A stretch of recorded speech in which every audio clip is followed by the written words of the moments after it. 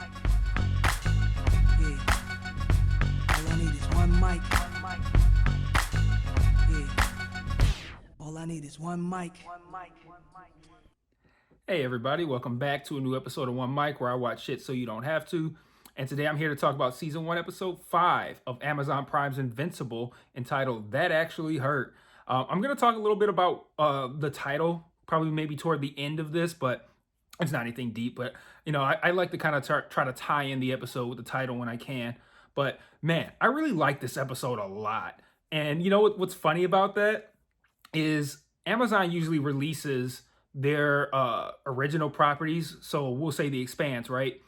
And you guys, if you've been on this channel for a while, you've seen that how I cover The Expanse.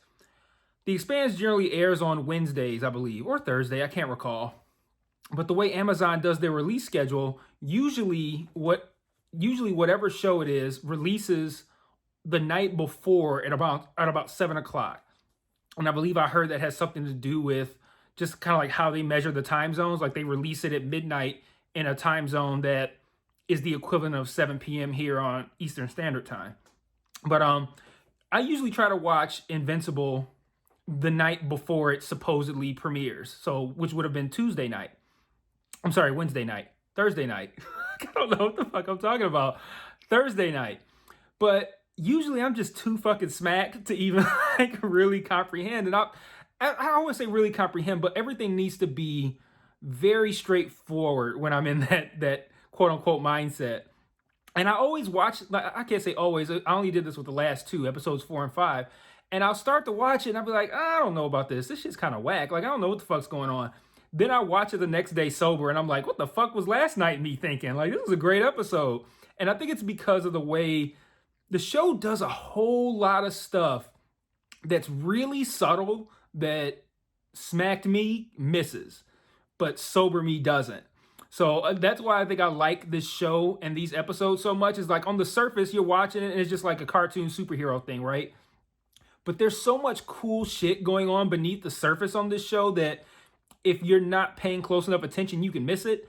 And when you're not missing any of those things and you're seeing the big picture and you're seeing it clearly, it makes this show so much better. So I really enjoyed this episode. I don't know how I'd rank it or something like that. I don't want to say like, oh, this is the best episode of the season. I don't know. But I think, well, actually, before I go into what I like, let me talk about the one thing that I didn't like. So at the beginning of the episode, I'd say maybe like the first 20 minutes, give or take, they float back and forth between storylines with Titan, which is a character who can turn into like stone and is apparently strong as shit. And he's voiced by Mahershala Ali. They cut back and forth between a storyline with Titan and a storyline with Mark. And the storyline with Mark was, even sober, was still clunky to me. So to put that in perspective, I feel like it was just edited weirdly because they were trying to tell us that essentially Mark's superhero duties get in the way of his relationship with Amber, which is, a fairly simple set of circumstances that you see in superhero properties all the time. But what they were doing is they would have Mark fighting, and then they would cut to him being late for something with Amber. Then they would cut to a part of Titan's storyline. Titan does his storyline, whatever, and they cut back to Mark, and now Mark is fighting again. And then they cut again to him missing something or being late for something with Amber. And they did this like 3 or 4 times. But what was troubling to me is that when they did this with Titan, so again, every other scene, you get an advancement of Titan's story. And it seemed to play out chronologically. Like, okay, we see this part of Titan's story, then we cut to Mark. Then we see the following part of Titan's story, then we cut to Mark. Then we see the following part, so it made sense if you remove, this is the best way to put it. If you remove the Mark scenes and play the Titan scenes back to back, it will run cohesively and make sense. If you pull out the Titan scenes and play the Mark scenes back to back, it makes no fucking sense whatsoever. Because when you edit something like that, when you cut something like that, I guess the way my brain works, and this because of this is how this happens in television and movies, is usually you return back where you left off. So like if we're showing Mark fighting and then he leaves this fight and he's late for something with Amber, and then we cut to something else. And when we come back to Mark, I expect to see something that feels like the continuation of where we left off. Whereas now it's like, where is he now? Who's he fighting? What is this? Is this a different day? Is this a different time? Like it's very confusing because like he's fighting some random villain. He's late for something. They cut the Titan. They come back. Now he's fighting a different villain. And it's like, where did this person come from? Who is this? And then they do that over and over. And they cut in one scene, no, I think two scenes actually, that involve him and his father. And again, same thing. I'm like, wait, are they training now? Like, what are they practicing? Like, what's going on here? So, and I think the best way to put it is what I said a moment ago. Whereas if you pull out the Titan scenes, the Mark stuff doesn't really make sense. So I just feel like it was edited weird. And that was very off-putting for me at the start of the episode, especially because when this is happening, it has to play out before you realize that they're trying to tell you that Mark's superhero shit for him is taking precedence over his shit with Amber.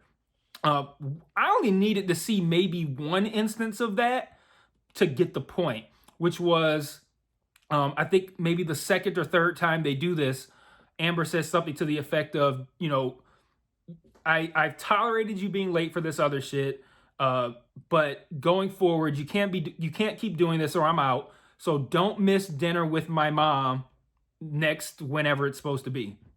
And Mark is late for the dinner with the mom. I believe the parents are completely gone. He's just in Amber's room eating leftovers from the dinner. I only needed that scene. Like all I need is, you're doing your, well, she doesn't know he's a superhero, which he almost told her, I believe. But, you're doing your superhero shit. You're late. He's late for the dinner with the mom, which she already established as being very important to her. And then that's all I need to know. Like, okay, he was late for something that was important to Amber because he was doing superhero shit. But the fact that they gave me like 4 or 5 scenes to kind of like get that across and they were edited together kind of clunky, I didn't really like that aspect of it.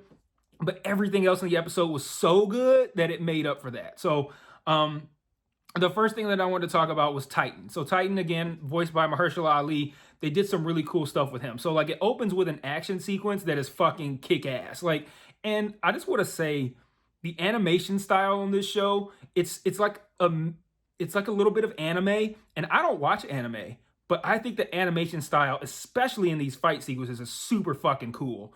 Like, there's a moment where Titan like throws a gun and it like lodges into a guy's forehead and like the whole top of his head comes off. Like he throws someone into someone else, but like not just like, oh, now you're bumped. It's like no, that this person like literally like he didn't throw him so hard that he went into the person's body, but he penetrated the person's body. Pause. And it was a really super cool scene. Really cool animation. Like somebody fires a gun on Titan while he's in rock formation and the bullet bounces back and like blows this guy's head off.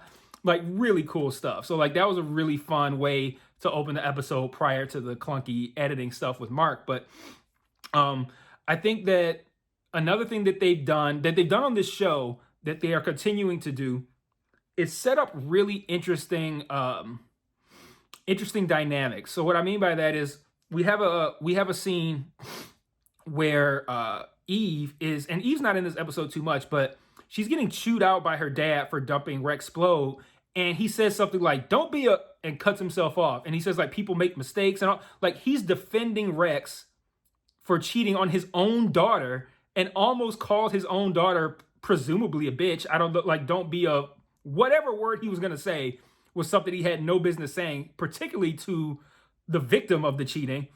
Like, I don't know why he's treating her like shit. But like the added dynamic of like Eve's home life is problematic. The most interesting thing they did in this episode was they built out Titan as a family man. We show him at the beginning, the intercut scenes that I was talking about at the top. He's doing all sorts of crime. He's robbing a guy, threatening a guy. He blows up a building with people in it, all this kind of stuff, right? And eventually he calls on Mark because we see earlier he has a conversation with this guy named Machine Head, who has like this robot head Titan steals him a chip that he inserts into his head that like makes him come. I don't know what the fuck it was. It was really fucking weird. But this machine head guy is apparently like the boss of this city, and Titan is basically like, I've done everything you've done. I mean, everything you've asked. My debt is paid. I'm out. And Machine Head's like, no, fuck that. No, you're not. So Titan recruits Mark to help him beat Machine Head, get him out of town. Mark discusses this with his parents, and Nolan is basically like, no, fuck that. Saving regular folks is beneath you. You're like a world-saving guy. You don't know Titan. He might be setting you up. And Debbie is kind of like, true, but helping people is never beneath you. And meantime, she's clearly very conflicted about the idea that Nolan killed the rest of the Guardians, which she found Damien's book at the beginning of the episode. She's looking at his notes. And this is the kind of thing that what I'm talking about when I say they do interesting things that if you're not paying close enough attention, you can miss. So she's looking at his book, and there's all kinds of words in there, but the word costume is in red and circled. Beneath it is the word like DNA circled. And then it cuts to a flashback of after Nolan was leaving the hospital, the way he kind of like cut into that nurse, like, yo, I need my suit back. Quit fucking around. Go get it right now. So the idea is essentially Darkblood had the idea of seeing if he could get Guardian DNA off of Nolan's suit, which is one, a great idea that would absolutely work because that suit definitely has Guardian DNA on it. And then two, she now is even more suspicious of him, and later in the episode starts to look for the suit and eventually finds it. And that's the last we see of her for that episode. But she's conflicted over this whole thing, and she tells him, helping people is never beneath you. So Mark agrees to it, and they go to, fight, what's his name? Oh yeah, Machine Head. They go to fight Machine Head or whatever, and Machine Head, apparently the chip that Titan gave him helped him kind of like figure out all different possibilities of things that could happen. Think, Doctor Strange and Avengers, right? And he basically said like he was prepared for this. He knew this was going to happen. And his buddy Isotope teleports in, I think it was like 3 or 4 other villains. And I'm like, okay, well, this will be problematic, but whatever, right? These guys beat the shit out of Mark and Titan. Like, it was nasty, man. And the one guy in particular, this guy that's a wolf, his name was Battle Beast. Battle Beast is just out here really fucking shit up. And I believe, and I'm not 100% sure, I haven't gone back and watched the episode yet, but I believe I saw Nolan, or like the corner of Nolan, kind of like floating in the sky watching this happening, so he knows that this is happening. And Cecil comes in. No, Cecil doesn't come in. The Guardians come in, and I think Robot or somebody says that Cecil got an anonymous call alerting them that this was going on. And you think, oh, okay, well, now we're good here. Nolan called and saved the day, and now we're good. Beast, what is it, Battle Beast? Battle Beast fucked them up, man. He killed Black Samson violently and impressively. He seemingly killed the little girl that turns into a monster, and every time she turns into a monster, she gets younger. He seemingly killed her, but it seems like they're going to try to keep her alive, like she's not completely dead.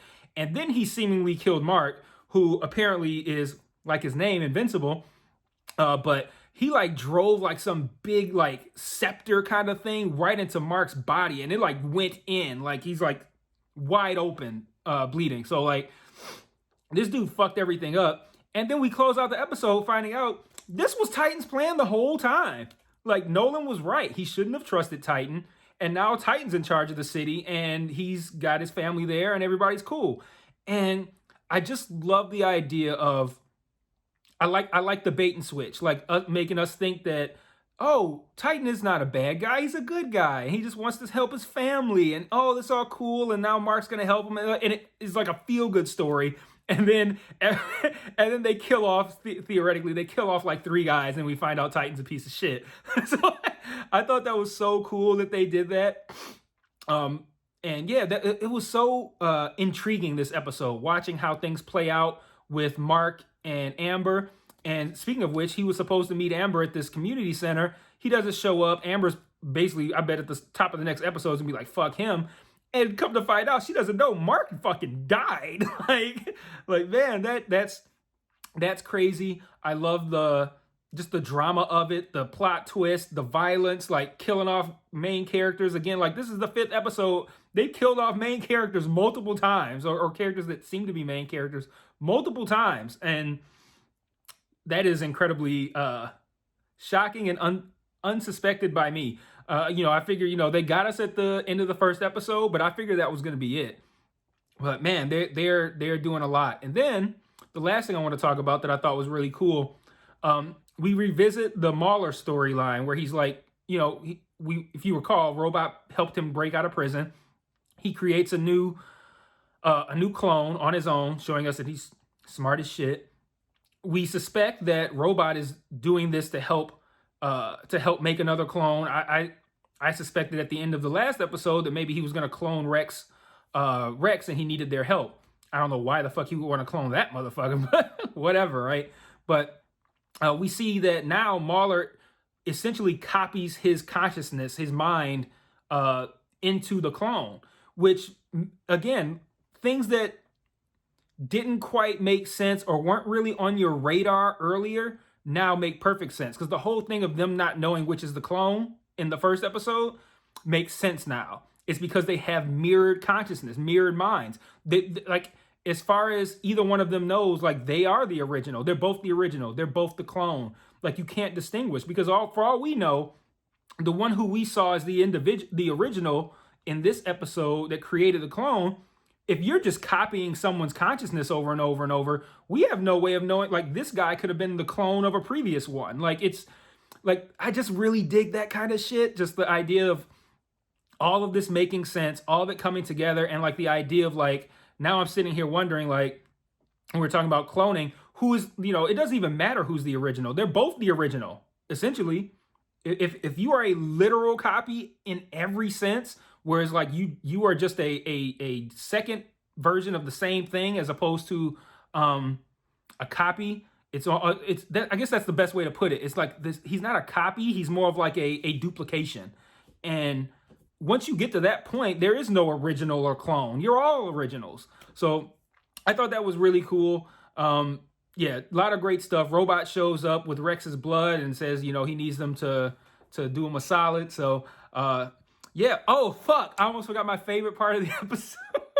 My favorite part of the episode. So I talked about earlier, not in this episode, in a previous episode, that the school is named after Reginald VelJohnson, who played Carl Winslow on Family Matters. I'm like, that's so random, but that's kind of cool. Like, I don't know why they named the school after the guy that plays Carl Winslow, but whatever, right?